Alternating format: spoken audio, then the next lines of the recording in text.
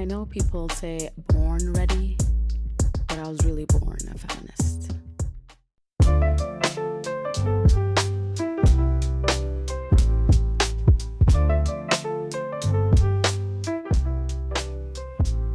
Hello and welcome to Alt with Layla. I am your lovely host, Layla, a poet, an Afro-Feminist, life coach, and an artist. Really, what I am is a magician. And Alt with Layla is a lifestyle podcast that offers you alternative ways of feeling, thinking, and living outside of societal conditioning from an Afro-Feminist perspective. Alt with Layla mainly serves as a prompt to the listener to rethink and reflect on what we accept as norm, culture, and heritage. Make sure to click the subscribe button to get notified about new episodes. You can also find Alt with Layla on Instagram and TikTok as Alt with Layla. And if you're interested, you can find my personal accounts at A Lifetime with Layla on both of these platforms. While you're at it, you can check out my website at lifetimewithlayla.com to access the services I provide. Thank you and enjoy.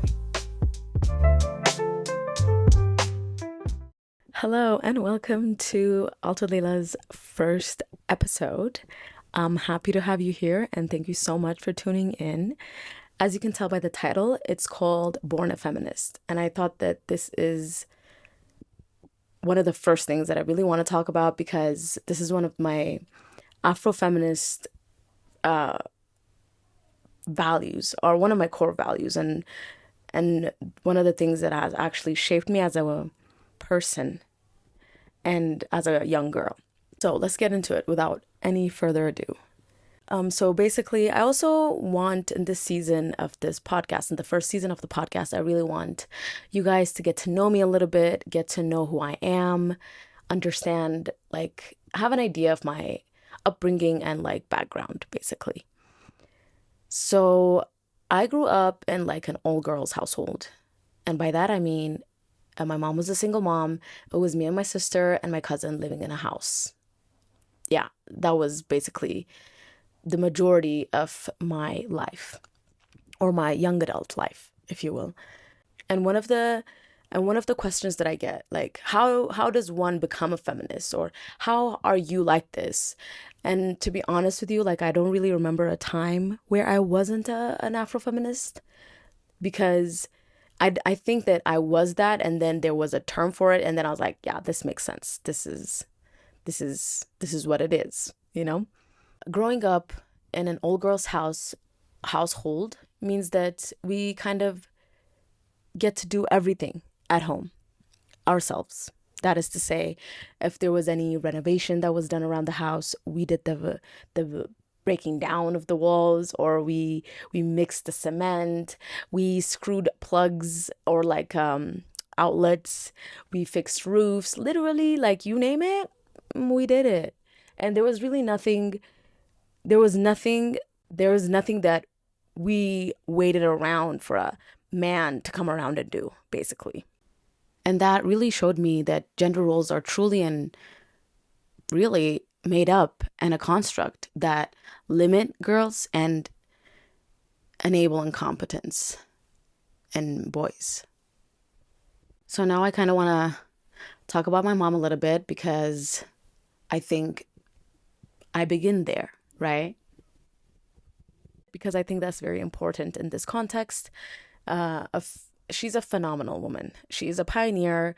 She slayed big time, in my opinion. And my mom, raised us. My mom raised us with a very open mind and gave us resources we needed to know ourselves and ask questions and to be curious. And there was no pressure, except obviously to do well in school and educate ourselves, which is really actually great, if you ask me. And like I said, that's what I mean about she gave us the resources we need to be inquisitive about the way that things are and the way that society is kind of made up and the structures that we live in. And yes, that was my upbringing inside the house. That was the reality inside the house. But just the minute I step out of the house as a young child, it was completely different. It was very baffling to me, even at a young age, because I see my neighbors who's my age at the time, and her brother would be like out playing, and then she would be making lunch for her dad who came home for lunch. And I've seen that in so many ways, in a lot of my neighbors, and I always, it really, really, really, really bothered me because I did not understand that. I did not understand that.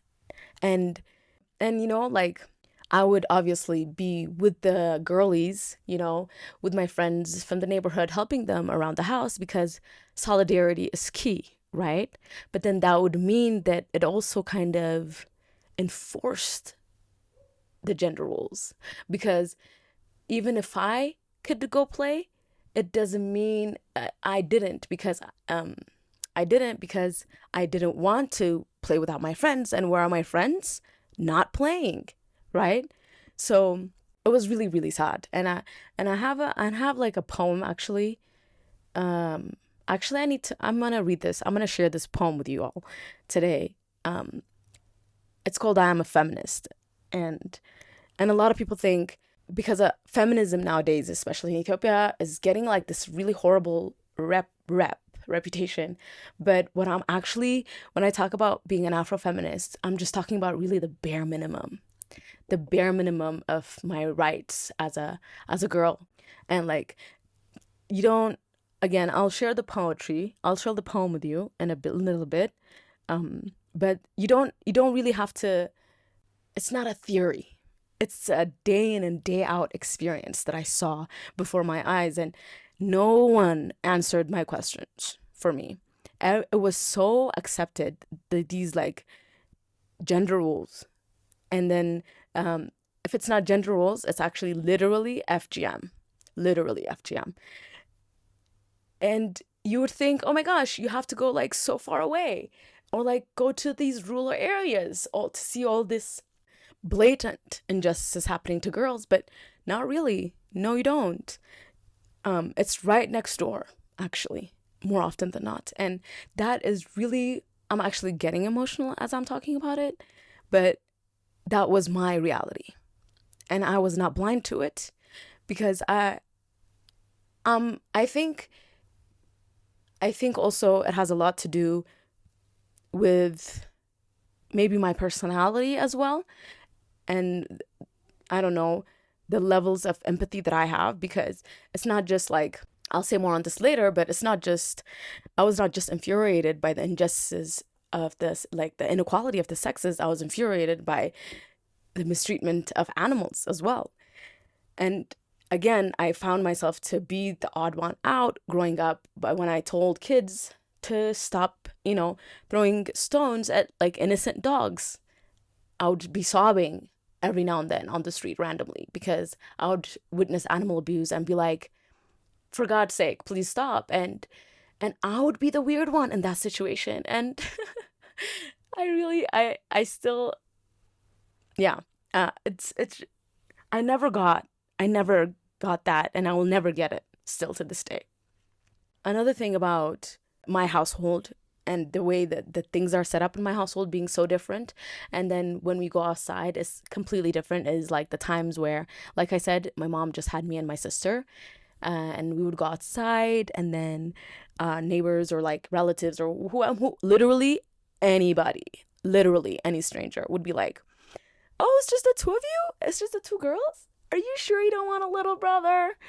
And it happened so often. It's kind of like wild how often that happened. And it happened so often that it's actually a core memory of mine. That's how often it happened. And I remember distinctly saying, no, we're good. Thank you. Thank you for your concern, but we're good. But one of the things that also I got the message of is that there is a sense of incompleteness. It's not like, don't you want another sibling? No, it wasn't. It was, don't you want another brother? Like, not another brother. Don't you want a brother, a little brother? And it felt like shade. I ain't gonna lie. We were catching strays out there, because they were implying that there was a lack, an incompleteness if there is no son in this, in this dynamic. And I got that then too. And I remember the way that I answered to those people was very, like, very, how do you call it? What's the word? Very curt. You know, I didn't have any of it. I was like, no, or no, we don't want that. We're good. You know, I was defensive because the way they came at me, I felt the need to be defensive and protective. Yeah. And that's another thing. It's like, literally, like I said, it's not even a person who cares about you or knows you or is a relative. It's just a random person gets to know us somewhere, like, you know, they, you know, strangers talk and whatever. And then it just happens like, oh, don't you want a little brother? No, I don't. No, I don't. Thank you. So yeah, that was very frustrating. Those are one of the things I'm just like generally sharing with you, these core memories of mine that have really shaped my mind. And you know what else? Like, the unfairness comes from the people who also claim that they love you, not just strangers. Because gender roles are perpetuated by the people that we love, actually. And it's the mothers, and like, it's the mothers that also perpetuate these gender roles. They tell their daughters to, you know, they teach them how to do chores, they teach them how to cook, or, you know, maybe not teach, just tell them to do it and learn on the job, you know. And then they treat their sons so completely differently that, like, as if, and to be honest, like, I don't know how you heal from that, to be honest. Like, I don't know how, as a young girl who has a brother, right? And your mom is like telling you to like do literally everything around the house, if not like do things around the house, and then your brother just gets away with just existing. I personally, I don't know, I would probably hate my brother, I think, if that was the case. Or I don't know, like, I would definitely have a lot of complexes regarding that. And like regarding how I feel about my parents, like, I don't know. I don't know how people like reconcile that later on in life or then. And like, I think ultimately, I think this creates like cognitive dissonance, because they say, okay, I love you, I care for you, but then they don't give you the same opportunities, and then they hold you back and they make you feel less than, all in the name of love. And isn't love supposed to be just? I mean, there needs to be an aspect of justice in love, right?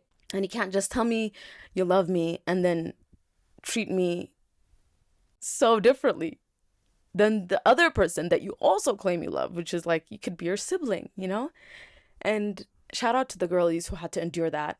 And yeah, I'm with you, obviously. And everything that you feel is very valid. And I'm sorry that the world failed you. So now I kind of want to talk about like my school experience, going to school. First, like, I think I went to a co-ed school, where both boys and girls would go for like until 8th grade or something, or 7th grade. Yeah. And I remember there was no girls football team, and I loved playing football. And I remember, first of all, being frustrated that there was no girls football team. Like, just so blaring. Blaring? Anyway, it's like right in your face. You're incapable and we don't care. That's literally the messaging that it felt like, even from like a Institute of Education, you know? And so I wanted to play football, so I wanted to join football. I wanted to join the boys team.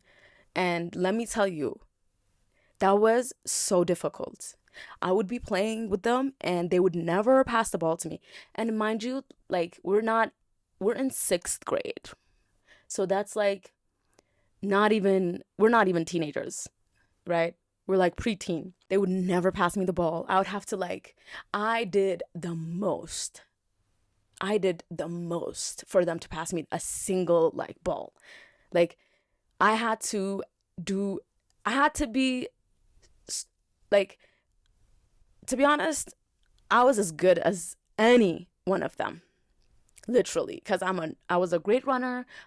Like, I was the fastest runner in my class at that time, and they still wouldn't pass me the ball. And so I remember doubling down on my efforts to prove myself to literally 10-year-old boys. Anyway, so yeah, and I remember that, and I'm just thinking to myself, like, where the hell do you get off, actually, as a 10-year-old boy, to look down on me? Like, can anybody please make that make sense? Like, how is a 10-year-old boy looking down on a 10-year-old girl? Like, I just, okay, it's one thing for the parents to like enforce these gender roles or whatever, but for a 10-year-old boy to think I'm less than him, it's kind of mind-boggling to me. Like, there's no way around it. And I just kind of, I'm so curious to know exactly when that happens. When does that happen in a boy's mind where they're like, yeah, a girl's less than me? Like, when does that shift happen? And I'm just so curious when it happens. But I think it's more, I don't think it's a switch. It's more of a gradual thing that happens. But still, I think 10 years is such a short time, because like, how in those 10 years, like, when could they even start talking? When did you start talking? Or like actually understanding people? And then it should be in that time where you started learning or whatever, that's when the indoctrination started happening. And I think that's still such a short time regardless. So then my mom took me out from the co-ed school and then put me in an all-girls school. To be honest, I think it's one of the greatest decisions my mom's made for me. I loved my high school, and one of the greatest things that I think it has done for me is that it enforced my idea of who I am, that I am capable. I am capable of leading. I'm capable of, being heard, or like using my voice, or being as strong. Like, it affirmed me as a girl, because like, whenever there was, any leadership roles, or like class president, or like club president, or anything, we voted amongst ourselves, and we were all girls. So those roles were not saved for boys. We had to fill them, and we did fill them, and it empowered us. But when you take that outside, it's a whole different story. When you take that, oh yeah, I can totally like lead a group, or I can totally actually maybe nominate myself to lead. That energy is met so differently outside the context of an all-girl school, because who the hell do you think you are is one of the things that's the vibe that people give you, like, when you assume leadership as well in any situation. It could be at work, could be at like later in life, whatever, in school. It was very much kind of, they seemed very somewhat perplexed at you going for it.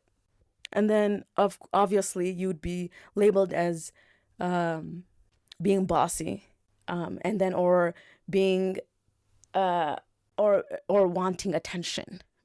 It never stops. It never stops taking me aback. It never stops. As often as it happens, it's always a shock. And I think also, like I said, I think it has a lot to do with my personality, because I feel like ultimately it has a lot to do with who I am and my personality, because I would never shut up if I saw anything wrong happening, or if I saw anything, what I felt like sus was happening, or somebody's being mistreated, or some animals being mistreated. I didn't have a choice. I don't wish, to be honest, but like, I never stayed quiet, and I made sure that, like, because I knew my rights in that sense, like, not like legally, but I knew that y'all can't do this, and this is not okay. And so I always spoke up, and that always made me a buzzkill. But, I didn't mind it because I really didn't care. And I think that also has a lot, like, I think my uncle has played a huge role in me being a buzzkill because he was also very much like me. He had a very, very, very, very strong sense of justice. And and I think and we spent a lot of time with him growing up.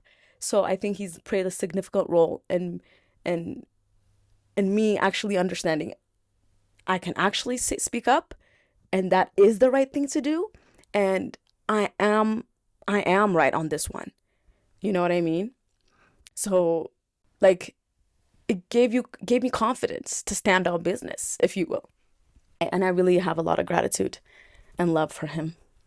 And like I said earlier, like I said, I'm also really bothered by animal cruelty, and I used to like sob every now and then in public every time I saw like a dog being mistreated, or a cat, or a donkey, or any other animal, goats, sheep, and what I've come to realize lately is that people say, oh, violence against women and children, right?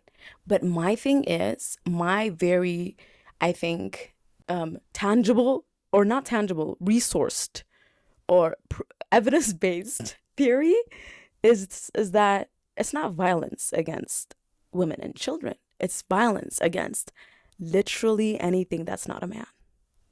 Yeah. If you're not a man, yeah, violence. That's how you're met. That's how the world meets you. Literally, we're at the mercy, constant mercy of them. Sorry. So yeah, that's my take on violence against women and children. No, babes, no. Violence against any other living being that is not a man. Period. Because the consequences for hurting a woman is not that much. Just like you'd see, I don't know, a cow being slaughtered or a goat or whatever, and no one bats an eye. It's very similar. I'm sorry to say, but it's very similar. Don't tell me it's not similar. And I think ultimately that is about generally entitlement, because a lot of the times we are entitled to animals' lives because they're for us. And I think that's how men in general think of women. Like, you're mine. What are you doing not being mine? So they're entitled to our bodies, to our sexuality, to our like reproduction and everything else. So I think ultimately it's entitlement. It's entitlement. That's what I think it is. And I think that the more we inquire ourselves about what we feel entitled to, the more we can address the issues of inequality. So yeah, and I think that's enough yapping for the first episode. And I think that you've gotten an idea of like what the points in my life that have made me who I am, or made me an Afro-feminist. And now I will read the poem for you. Okay, so I wrote this poem, I think in 2017 or 2016, 2017. So the title is I Am a Feminist. I am a feminist. I'm not sure you get it. The type of feminist I am is not what you think it is. I am from a third world country. Inequality of the sexes on the daily. I don't have to look far to find or see a woman or a girl treated unequally. By not far, I mean neighbors or family. I'm not fighting for what you have in your head labeled and placed neatly. I'm talking about basic human rights for women, feminism. I'm talking about don't mutilate my genitalia so I behave, feminism. So I don't talk back to my betrothed husband of 50 at age 12, feminism. I'm talking about let me go to school like my brother so I can maybe have a chance at this unjust world, feminism. I'm talking about don't hit me, your wife, because I disobeyed last night, feminism. I'm talking about let me play outdoors football with the boys, feminism. I'm talking about the only place for me is in the kitchen where I slave endlessly, feminism. I'm talking about equal opportunity, feminism. That is what I refer to. So hell yes, I'm a feminist. Don't dare question it. End scene. So yeah. And again, thank you for listening. And what I will really like you, again, because Altot Layla, at the end of the day, what I wanted to do is serve as a prompt to the listener. So just go ahead, or like I said earlier, like, what do you feel entitled to in this world? Do you feel entitled to a good life? Do you feel entitled to a way of life? Do you feel entitled to money? Do you feel entitled to love? Do you feel entitled to the things that you are entitled to? Will lead you will show you where you perpetuate inequality or turn a blind eye to it. So I invite you to explore or to unpack where in your life you feel entitled, and explore that. And also what else I want you to explore is, why are you silent, is another thing that I want you to explore. Because when we see things that are happening that are wrong, that are not just, when you see them happen, right? Why are you silent? And I get it, like, there's a question of safety sometimes, but let's be so for real. Not all the time, not most times, And just because it's not you doesn't mean it's okay. And just because it's not you doesn't mean it ain't gonna be you tomorrow. That's literally, as a woman, as a girl, we have to stand together. We have to be, solidarity is key, because I promise you that it will be you tomorrow or the day after. And you will want somebody to stand with you. So just go ahead and do that for another girl today. All right. Thank you so much for listening. And that is a wrap for the first episode of Alt with Layla, Born a Feminist. If you enjoyed this episode, don't forget to subscribe, like, and share. You can also find Alt with Layla on Instagram and TikTok as Alt with Layla. And if you're interested, you can find my personal account at A Lifetime with Layla on both of these platforms. While you're at it, you can check out my website, altwithlayla.com, to access the services I provide. Thank you for listening, and goodbye until next time.